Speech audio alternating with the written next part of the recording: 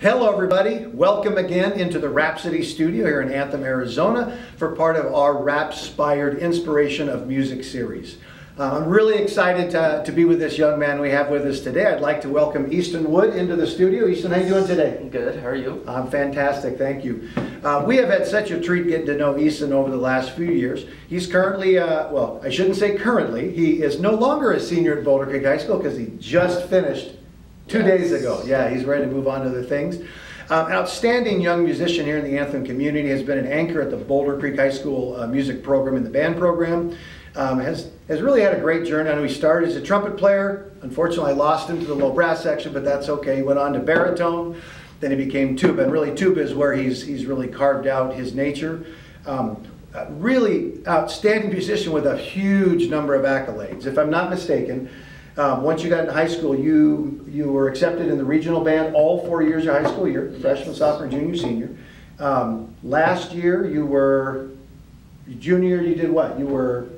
Fourth in the state. Fourth in the state. So, senior year, this year you were first in the all-state band. First tuba in the all-state band. Yes. And first in the region, right? Yes. So really has continually elevated himself as an excellent musician. He went into the solo ensemble, the state solo contest this year, and he had moved on to multiple areas and rounds of that, so really good accolades there as well. He's now going to go on from here to Utah State University, where he's been accepted to the college. He's been accepted to the music department, and in fact, they've invited him in with a music scholarship to attend Utah State. So we're really getting a chance to look at a young man who has carved out a huge amount of his time and energy to the commitment of the pursuit of excellence in music, which is such a joy. So, question for you, Easton. Yes. That's a long litany of things that we just laid out in front of you there. How did it start for you? What was the journey? How did you get pulled into music? How did it end up being what it is today for you? When I first started band, I entered the band program in 5th grade because my older sister had done it, and so I thought it would be fun to just try out. And so through 5th, 6th, and 7th grade, I would just do whatever happened in class, and that's about it. But once we hit 8th grade, I would spend the last 10 minutes of my recess and go into band early and just work on audition stuff or pieces that we were playing. Right. So that's kind of my first time I spent extra time outside of class rehearsing. And then after that, going into high school, what kept me engaged in band was generally the community within it. I always found it more fun to be playing as a group rather than by myself, which as a tuba player, the by myself practicing part's not always super engaging. But with a group, my part doesn't matter quite as much as listening to the piece as a whole, and how much I enjoy it. Yeah. So we did a video with Alec Naiman, one of your composers. He said very much kind of one of the same things. It really is that kind of experience that makes it for us. So yeah. So since you started on trumpet, what got you to tuba? At the meet the teacher night before school started for my 7th grade year, I went and talked to my middle school band director, Mr. Hatfield, and he said, "Hey, we're going to need some more low brass. How do you feel about euphonium?" And I kind of was like, I have no clue what that instrument is. And so later we went to a music store and I looked at the mouthpiece for euphonium. That's the only thing I had seen about it. Right. And I ended up switching to euphonium because I was really bad at saying no to my band director. And then we had a tuba player that was an 8th grader that year. And so towards the end of the year, I kind of realized that we weren't going to have a tuba player the next year. And so I took it upon myself to learn tuba in the last few weeks of my 7th grade year and over the summer so that I could cover that position for 8th grade and just never went back. Yeah, I mean the tuba stuck. So I mean, and you joke with me a lot about, like you said, the band parts for tuba are always that, especially if you're doing some kind of a just march type of tune, oompa, oompa.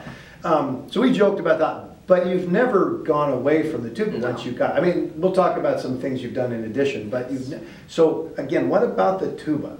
What locks in? Because you're just a phenomenal young player, and I want to know how that really grabbed you so.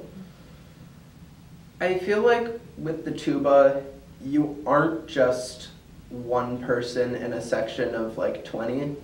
You are a foundational like portion. It's not like trumpets where there's 7 of you. Right. It's 2, sometimes 3. Right. And that changes a lot of the accountability you have on yourself. That's a good one. I enjoyed like being able to stand out rather than being just one of many. Oh, that's a good realization. He's not lost his connection with the euphonium and even the trumpet to some extent. As a matter of fact, I think this year, senior year, you got first in the region not only on tuba, but also on euphonium, right? Yes. Yeah, which was interesting to me because he kind of brought it to me as a whim. Hey, I think I'm going to try it on baritone as well, euphonium as well, and he obviously did phenomenal. And just the other day in lessons, we were trying to do some duet playing together, and I was struggling for some duet books, and he's like, I can read trumpet music on a tuba. So I pulled out a trumpet duet book, and he's playing trumpet duets along with me on a tuba, which was quite a bit of fun. I've now been working with Easton. I think, did you start with me in your 8th grade year, or did you not get till freshman year? So I think kind of all through high school, we've been having a chance to work together. He's been such a huge impact on even us here at Rhapsody and how we've grown. It's been a joy really working with him and watching him grow. We've got a couple of brass ensembles, which at some point I hope you all get a chance to hear. And he's really anchored that. Our 8 o'clock brass ensemble has been primarily adults and very, very upper level minded high school players, and he just gravitates right into that, anchors that. Even though it was mostly adults, he was really an integral part of that. But we also have a 7 o'clock training kind of brass group, a bunch of younger guys, middle school, early high school, and he has for this entire year come in that extra hour and anchored that group as well, which really speaks to what you were just talking about. It's that, okay, some accountability of what is it that I'm here for, right? Yeah. I want to do this. It was really important for him to probably help anchor that young group and give them such an opportunity, a foundation to continue to move and grow forward. Plus, he just loves playing. We've done a holiday thing for the last 3 or 4 years. Yes. Maybe 3 or 4 years. Look at the color of the shirt. Mr. Easton is Mr. Christmas as far as I'm concerned. So he jumps into every holiday group we've ever had. He has been willing to, in all the business of high school and all the business of being a young man growing up, he has really been connected with us here and been part of almost everything he could possibly do with us, which has been such great value to us as well. I just want to get, not that I'm trying to dig for compliments, but you, in that alignment with us, what is it about what you found here? What is the experience here that really has made that something you want to be part of? Here, a lot of it was the small groups. There aren't many other places that offer those small groups, and even at the high school there were a bunch of small groups, but it was all for woodwind instruments. So being able to have a place for those small groups was nice to get that different experience.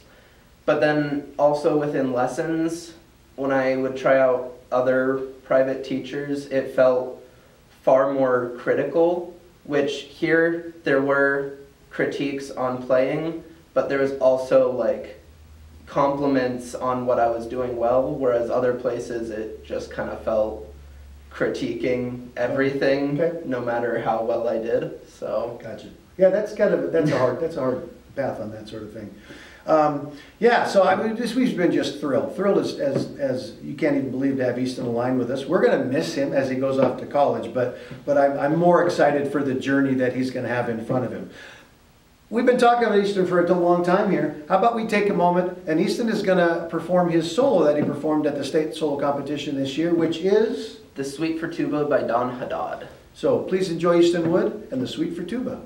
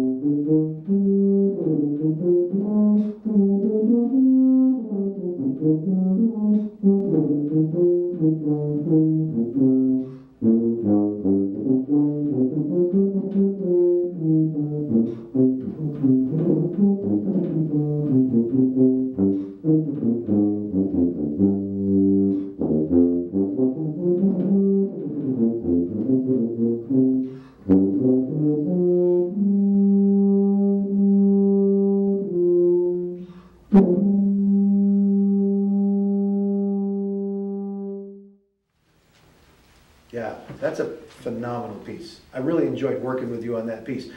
Again, like you talked about, the tuba rolls can be really odd sometimes. So I know soloistically that gives you a really good chance to really expand and put yourself out there musically. Yes. What is it about that piece particularly that drew you to it? Because you selected that piece, that Yes. did not come from me. What drew you to that? What do you like about it? Just give me some thoughts about that. Well, the first time I even played the piece or saw it, it was, I hadn't bought it at that point. It was on the stand of the first chair at Boulder Creek my sophomore year, and he was playing it and preparing it for college auditions, just like I was eventually going to. Yeah. And so that was my first exposure to it, and it sounded really fun, and I tried playing it, and it was really fun. I could actually understand what was happening. And then once I saw the full solo, it felt like it was something within range and something that could work with those college auditions. True. Which I needed something to use for those. Yeah. And so I knew, although it was going to be a hard piece, I knew that I could actually prepare it and make it sound good, which is why I ended up spending, I think, about a year preparing that piece for college auditions. Yeah, no doubt. It was, I mean, that's a good two-piece. That's a challenging two-piece. Yes. There's no doubt about that. Speaking of going on, you had Utah State college auditions. I thought it was great when you came back. We were talking about the environment there, and you were really pretty kind of happy about the whole experience, and even the fact that it really wasn't overly stressful. It was kind of like, wow, this is really kind of cool to come do this. But as you go off, you're going off to Utah State. Yes. You're going off to a college thing. What are you going to do? What are your long-term musical thoughts? I always knew that I wanted to continue in music throughout college. And so right now the plan is to minor in music. So I'm going to be doing the marching band, a ensemble with Utah State, and then I think I'm going to be doing a low brass group there as well. So I'll get a different style of literature there. Sure, absolutely. I imagine there's some solos that'll come across your path once you I'm get sure there I as well. will have to. What's your major thought? What are you going to go into as a long-term profession as well? Right now the plan is electrical engineering. Nice. And we'll see how I like that and go from there. Very cool. Interestingly enough, most engineers that I have known in my life gravitate towards music as well. There really is a synergy between the thought processes and how those things are applied. Yeah, I tell you, it's been such a treat to work with Easton. As a matter of fact, we've implemented a new opportunity, an award here at Rhapsody that this is our very first month. We're going to be doing the Rhapsody Musician of the Month acknowledgement. And we have selected Mr. Easton Wood is going to be our first recipient of Rhapsody Music's Musician of the Month for May. And we'll go on month to month and we'll try and bring other folks that have done some things. But you really, again, what you have brought to us, what you have brought to this community, the expertise and a level that you have chosen to play and committed yourself to really deserves some acknowledgement. So I hope you all will take a time, if you can message in on the video when you're watching it, or if you know Easton around town, give him a congratulations, give him a high five. Easton was going to be the very first Rhapsody Music Musician of the Month. Congratulations, sir. Thank you. Yeah, and again, thank you so much for being here today, and thank you for everything you have done with us. It's been such a treat. You guys, thank you so much for being with us today, again, on our Rhapspired musical journey. Again, Mike Tuttle with Easton Wood here in the Rhapsody studio in Anthem, Arizona. I sure hope that you are finding some value in what we're putting out for you. As always, I'm inviting you, if you've got somebody or something you'd like to have us talk about or talk to, please let us know. You can drop me an email at mike@rhapsodyschoolofmusic.com. You can call us for any of your music needs at 623-465-7060. You can jump on our website at Rhapsody Music AZ and see what else we're all about. And again, Rhapspired, the musical journey. Let's keep this going for everybody. You guys have a great and blessed day. Bye-bye.